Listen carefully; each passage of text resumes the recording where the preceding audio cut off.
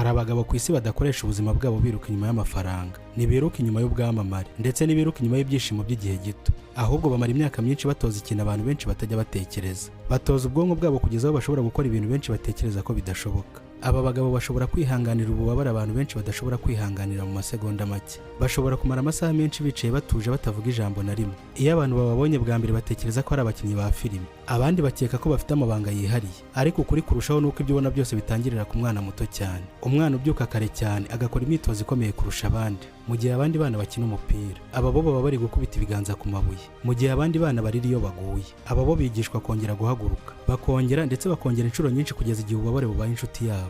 Kandi nyuma y'imyaka mike wa mwana wari ufite intege nke ahinduka umuntu ushobora gukora ibintu benshi batekereza ko bidashoboka. Kandi aba bana bigishwa isomo rimwe rikomeye cyane: mbere yo gutsinda abandi banza utsinde wowe ubwawe.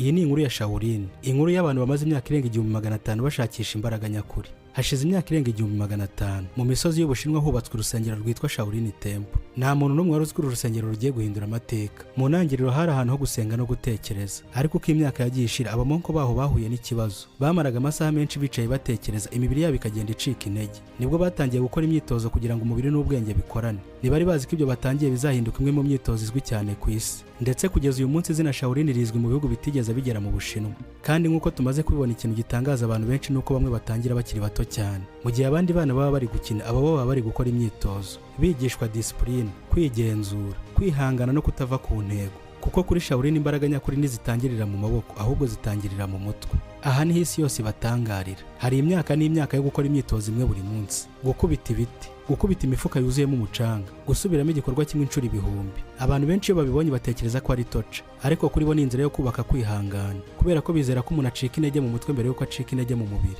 Abantu benshi iyo babonye ibintu bakora batekereza ko ari filime, kubera ko hari Shaolin ushobora guhagarara ku rutoki rumwe, hari abashobora kumena amatafari akomeye. Benshi bakora ibintu bisa nk'ibidashoboka. Iyo ubibonye bwa mbere ushobora gutekereza ko ari CGI, ariko nyuma y'ibyo byose haba hari imyaka myinshi y'imyitozo. Mu by'ukuri nta nzira y'ubusamo kandi nta mabanga y'ubumaji, ahubwo ni discipline idasanzwe. Ikindi kandi gitangaje, abamonko benshi ba Shaolin bahitamo ubuzima bwo kwifata. Bisobanuye ko nta gushaka abagore, nta kubaka umuryango nk'uko abantu benshi babigenza. Bahitamo kwiberaho ubuzima bworoheje. Ese ni ukubera iki? Kubera ko bemera ko ibintu byinshi bikurura umuntu hanze bishobora kumutesha intego ye. Icyifuzo cyabo nyamukuru ni ugushyira imbaraga zabo zose ku rugendo rwabo rwo kwitoza no gukura mu buryo bw'umwuka. Gusa si bose, kuko hari abagira igihe bakabivamo bakajya mu buzima busanzwe. Ikindi kintu gitangaje ku Shaolin ni amasaha bamara batuje bicaye bahumeka buhoro, batekereza, bakora meditation. Kubera ko kuri bo umuntu adashobora kugenzura umubiri we niba atabanje kugenzura ubwenge bwe. Niyo mpamvu ituze rifite agaciro kangana n'imbaraga. Uyu munsi hari abantu benshi bafite imbaraga, hari abantu benshi bazi kurwana, ariko ikintu gituma Shaolin ikomeza kubahwa si imbaraga gusa, ni discipline ndetse na patience. Ni ubushobozi bwo gukomeza igihe abandi bamaze guhagarara. Abantu benshi batekereza ko Shaolin ari ukurwana, ariko ukuri nuko bibeshya. Iyo umwana ageze muri Shaolin, ikintu cya mbere yigishwa ntabwo ari ukurwana, yigishwa discipline, akigishwa kwihangana, ndetse akigishwa kugenzura amarangamutima ye. Kuko kuri bo umuntu udashobora kugenzura umutima we ntashobora kugenzura ikindi kintu na kimwe. Niyo mpamvu imyitozo yabo ibigoye cyane. Si ukugira ngo babe abanyembaraga mu mubiri gusa, ahubwo ni ukugira ngo babe abanyembaraga no mu mutwe.